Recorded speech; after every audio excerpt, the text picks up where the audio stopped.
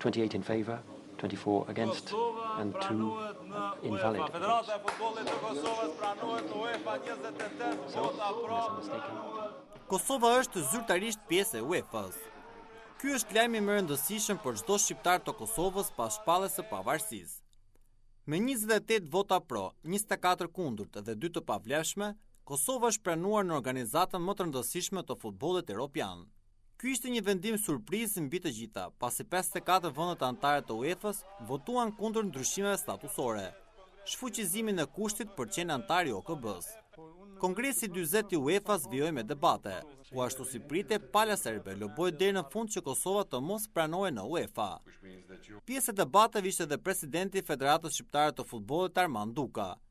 Fjalimi i tij ishte emocionues, teksa bëri thirrje që kjo çështje të qëndrojë larg politikës, por të jepet zgjidhje pozitive mbi të gjitha për ata fëmijë që dëshirojnë të luajnë për Kosovën. Me shumicë të thjeshtë Kosova arrit të kalonte pengesën finale, duke qenë tashmë zyrtarisht antari 55 i UEFA-s.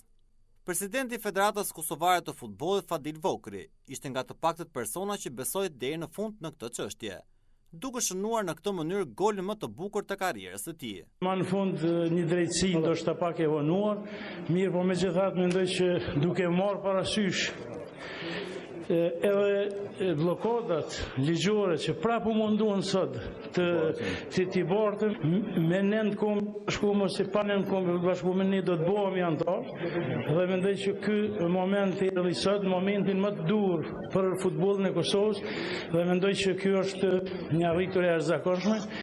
Pas pranimit në UEFA, Kosova shumë shpejt do të jetë pjesë edhe e FIFA-s. Ky fakt ka çmendur serbët, të cilëve i duket i pabesueshëm që Kosova është pjesë e UEFA-s, por ky është një fakt për të cilin feston çdo shqiptar. Në fjalimin falënderues, kjo është atmosfera në drenazh.